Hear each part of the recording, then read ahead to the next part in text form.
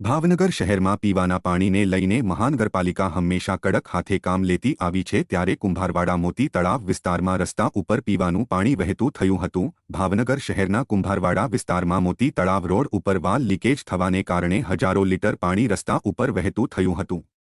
એક તરફ મહાનગરપાલિકા પાણીને પગલે ગંભીરતા દર્શાવે છે, ત્યારે બીજી તરફ વાલ લીકેજ થવાને કારણે હજારો લીટર પાણી વેડફાઈ જતા સ્થાનિક લોકોએ કાયમી ઉકેલ લાવવા માંગ કરી છે।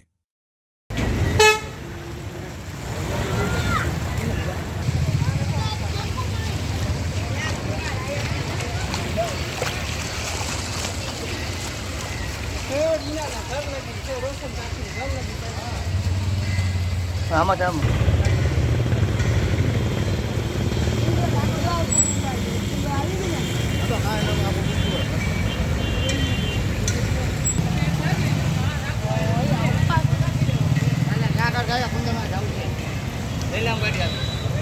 મારું નામ અજય સોલંકી છે। આ મોદી તળાવ શેરી નંબર 1 હા, અને ઝુંપડપટ્ટીનો હું ઉપપ્રમુખ છું।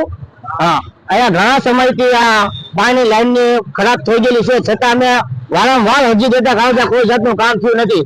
કમસે કમ 1.5 વર્ષ થઈ ગયું છે આ ઝંઝટને 1.5 વર્ષ થઈ ગયું, છતાં કોઈ કામ નથી થતું।